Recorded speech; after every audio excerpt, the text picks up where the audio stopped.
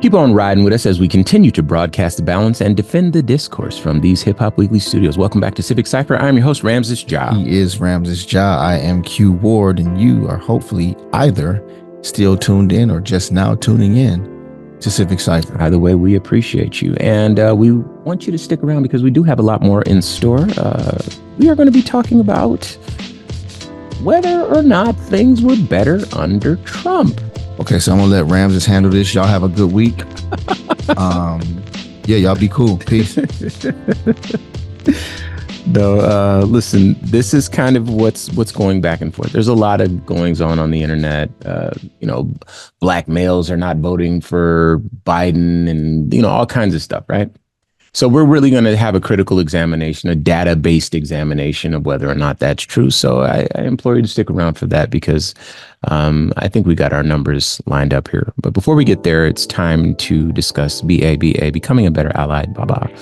There's BABA, sponsored by Friends of the Movement. You can sign up for the free voter wallet from FOTMglobal.com to support Black businesses and allied businesses, as well as make an impact with your spending. Again, that's FOTMglobal.com. I'm going to read from PR Week. The short version of it is that this is a PR firm that is supporting a company that is hiring autistic people. So we really want to center the company that's hiring autistic people, but the article came from this PR Week magazine.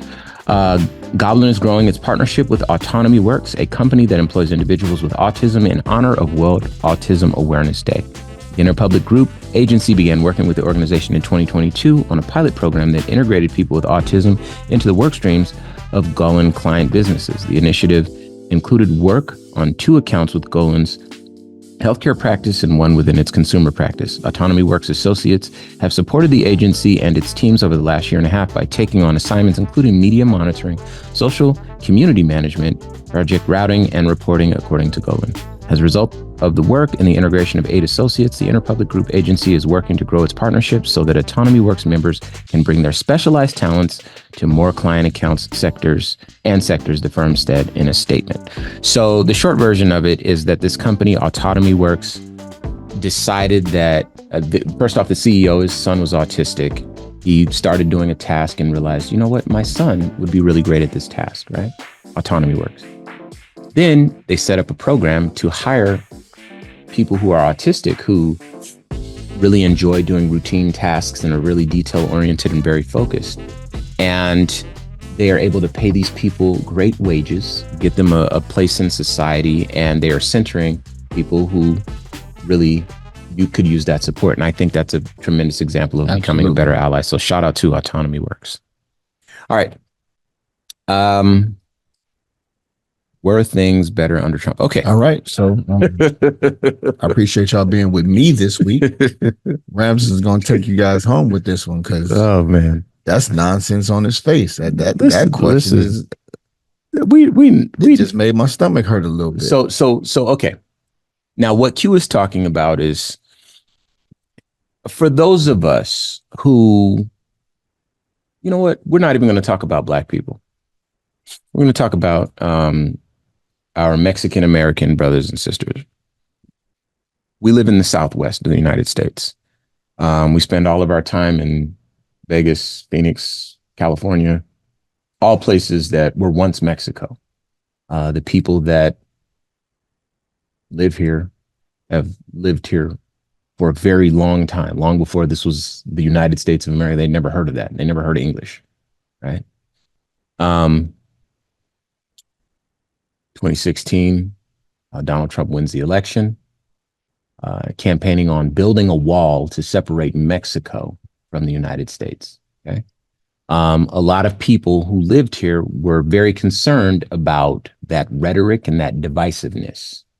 And despite whatever policies, whatever life would have been better under Trump, our Mexican American brothers and sisters, I should say many of our Mexican American brothers and sisters, felt that angst living under that presidency because he was a person that was playing, conservative, fearful white voters' greatest hits. They're stealing your jobs. They're having anchor babies. They're draining the economy, on and on and on. This is what his thing, and that rhetoric makes life very challenging for people that live in Phoenix, that live in California, that people that live in Texas, places in the Southwest, right, etc. So add to that the people that were supporting Trump, and Trump was saying, stand back and stand by, that sort of stuff. Those people, the bona fide racists that Trump never denounced, he just kind of took it all in stride. He knew who he was speaking to. He knows how to speak that coded language. Those people were even fired asked straightforwardly to denounce these groups. He would not. But those people were emboldened under a Trump presidency. I had never seen more racism, in my adult life than under more overt. Yes, overt, out loud. Right, there you go. That's straightforward, uncoded, aggressive, violent racism. Thank you. That is, man, well said. You should write a book. My children, like yours. Yeah. Our former president would have loved for them to be on the other side of that wall. Yeah. He bragged about building. So it's a very, very personal thing to me. Yeah. And, that he doubled down a few times, with the S-hole countries and what type of people he wanted migrating here, and he named his white countries, and then his proposed Muslim ban from all the brown country, all this sort of stuff, right? So this is this coded sort of language that, again, speaks to the people that are already predisposed to hating and have already sort of adopted a very divisive vantage point of how people should live their lives. So when we ask the question, were things better under Trump, through that lens only, there are a lot of people that will say absolutely not. And that's what Q's reaction is. And basically that, of course, things weren't better under Trump. But what we're going to do is break down some data for you. And it's not going to be exactly what you think, but the point is for us to have a critical examination of that. So one of the ways that because we've been kind of thinking about having this conversation for some time, we came across a video online where there's a gentleman who kind of sets us up to have the conversation we're about to have. So this is a video from a person named I am the captain, the spelled with 2 E's. I am the captain, if you want to follow his social media. And he's responding to a comment left on his page that reads, "Lord, I remember a time when a dozen eggs were $3 and gas was $1.50. Remember that? Good times. Been a good 4 years." In other words, this comment that was left on this gentleman's page was suggesting that Joe Biden's economic policies have been very harmful, right? And things were better under a Trump presidency. And so in the previous 4 years. Yeah, right. Where this person is trying to get us to believe that gas was $1.50. Right. So let's play this video from I am the captain. And then we're going to go through and do some fact checking point by point. This one's going to be a funny one. Lord, I remember when a dozen eggs were $3 and gas was $1.50. Remember that? Good times. Been a good 4 years. All right. So I don't think this is going to go the way that you think it is. So let's get started. All right. First off, you remember back when eggs was $3? Doesn't exactly say much about you because eggs were $3 last month in February of 2024. Also, your memory needs to be checked a little bit because the last time gas was a national average of $1.50 was back in 2003. That's right, 2003. Other than that, the closest it's come to $1.50 would be back in 2016 under President Obama. So you can't exactly give that one to Donald Trump. I'm sorry to say your memory is failing you, good sir. But me? Oh, my memory's great. I remember 4 years ago like it was yesterday. 4 years ago, there was no toilet paper on the shelves. 4 years ago, there were no eggs because the supply chain had been ripped apart by the pandemic. 4 years ago, the entire country had to shut down because of a pandemic that we weren't ready for, even though our president had been briefed about it for months. A pandemic that cost this country lives, jobs, and the economy. a pandemic that we would have been ready for if President Trump hadn't been so hell-bent on deregulation that he fired the pandemic response team that President Obama had put in place. So how are we doing compared to 4 years ago today? Considering that the country was low on lockdown during a pandemic, we had refrigerated trucks that were being used as morgues. We had a president that was a ranting, hate-spewing imbecile that the entire world was laughing at while he would tell people on live television in order to save themselves from the pandemic that maybe they can consider injecting disinfectant. Where are we compared to 4 years ago? Today, people are working. Today, we are drilling oil more now than we ever have before in history. Today, the stock market is as high as it's ever been. Today, the economy is booming. Today, you're able to afford that MAGA hat, that MAGA shirt, and those gold pair of sneakers that you keep paying to Donald Trump as he keeps pushing you to pay his legal bills for the 4 indictments and 88 charges that he has going against it. Today, I think we're doing just fine because, like you said, eggs are only $3. And I know there's toilet paper on the shelves, so that way I don't have to wipe my ass with this comment. I think we're doing just fine. Can we do better? That's how we are as Americans. As Americans, we're always supposed to be striving to do better. So you get educated, do better. With that said, I want to thank you all for watching. All right. So you get it. And what we're going to do is kind of break that down a bit. Now, we're going to be as fair as we know how to be. Integrity, journalistic integrity is very important to us on this show. So first thing was the February 2024 eggs being $3. We did fact check that was accurate. So, speaking to that comment, that wasn't a very difficult thing. We did go back to 2003 and check the gas national average of $1.50, and that was true. Gas currently sits at $3.79 a gallon, and it was as low as $2.17 in 2020 under Trump presidency. But that had more to do with the pandemic than anything. And you're going to notice that that's going to be a theme in, what we end up talking about here. The pandemic meant that no one was driving. And for those that are familiar with OPEC, I forget what it stands for, but they're like petroleum exporting countries, I think is the PEC. I don't know what the O stands for, but maybe organization or something like that. Anyway, OPEC controls a lot of the supply of oil globally. And so while the United States definitely has our own oil, a lot of times we have it in reserves in case we need to go to war for the military, things like this. And so there's a degree of national security that is associated with our oil reserves, as well as how much air we're able to let out of the ball in the event that we end up in a crisis situation and OPEC has priced barrels of oil too high, right? So by having reserves, it allows us the capacity to negotiate.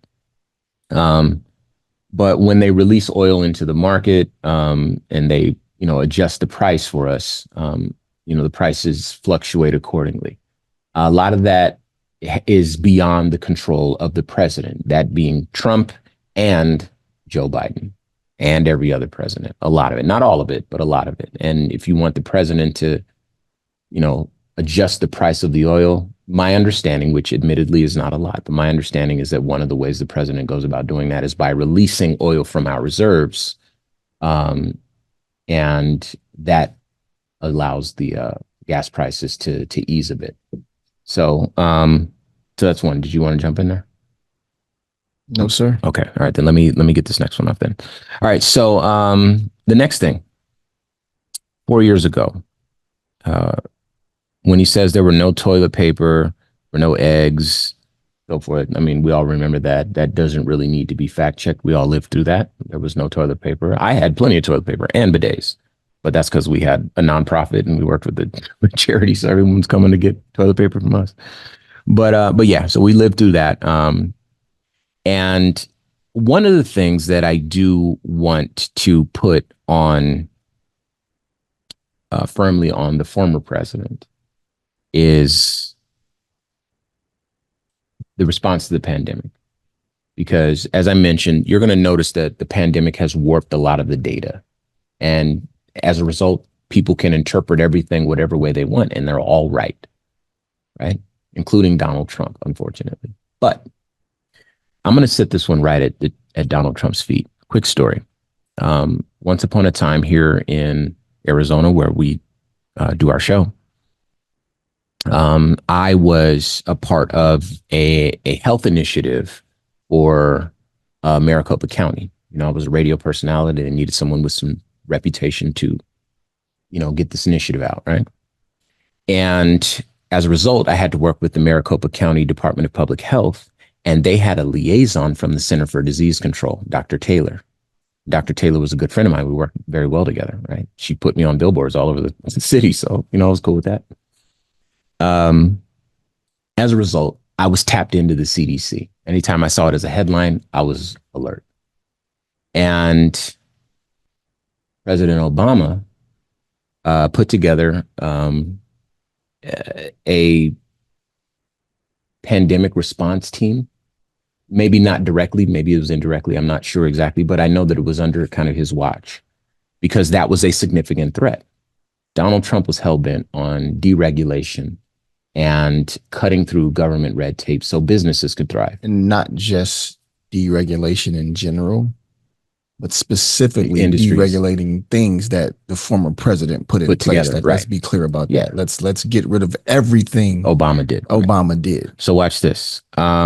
He pulled that money back from the CDC and dismantled that pandemic response. Fired those people. Let's be clear. I remember seeing that article and I was like, wow. And then right before his presidency was over, we got hit with the pandemic. And it seems like a handful of people, to be fair, did make that connection. And this gentleman whose video we just saw, he did make that connection. But surprisingly few people make that connection that we were vulnerable because of a decision he made well into his presidency, and then the pandemic hit us. But not just that. You remember all those trains going off the tracks and derailing, and then those environmental spills and all that sort of stuff. It was like a few of them in a row. There was like 6 or 8 of them, if I'm not mistaken. All of that was the result of Donald Trump's deregulation as well, right? So these small communities, these mom and pop towns or whatever around the country also suffered as a result. And they're not the only industries. And we talk about environmental racism from time to time on this show, but the truth is that deregulation disproportionately affects Black people. Please look up environmental racism and you'll understand the little bit of protections that exist often protect Black and brown people. There's also a disproportionate effect on poor people. That too. Right. That's important to say because the society has been set up in a way where there are a lot of poor Black and brown people. But poor white people get hit by these things too. Yeah, absolutely. And that's why there's a segment of our population that hears words like white privilege and are confused by it because they live in a society where when they look around, they don't feel privileged at all. Right. Except those same people go to the polls and vote and lobby and organize against their own best interest because they've been tricked into feeling like these others are responsible for the bad position that they're in.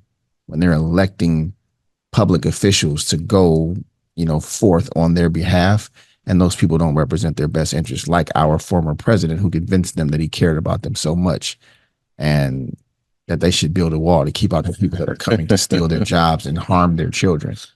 So watch this. Let's keep it moving. The refrigerated trucks used as morgues, that is true. Obviously, that happened during COVID. So that was one of the things he mentioned in his video. More jobs, more drilling oil, the stock market high, economy booming. So one of the things that I can say is that it is true, 303,000 jobs were added back. And this was a headline as of 3 weeks ago. But I'm going to share a bit from an article that talks about the statistics that both sides are using. Okay? This is from Politico.com. And it says, Trump is misleading you with COVID era statistics. So is Biden. Trump and Biden are both campaigning on warped economic statistics, cherry picking weird data from the COVID crisis. Let me just share a bit. You can, again, check out the article. Once again, it's at politico.com. In just a bit here. According to Donald Trump, he oversaw sky-high economic growth, soaring markets, and half-century low unemployment. Joe Biden says Trump was the first president to preside over a net loss in jobs since Herbert Hoover.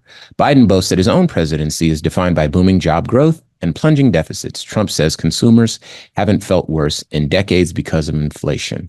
The weird thing is, they're both right about everything.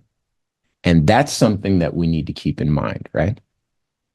It's that this data can be used to manipulate us. Now, the truth is, if it doesn't feel like your dollar goes as far as it should, you're not wrong.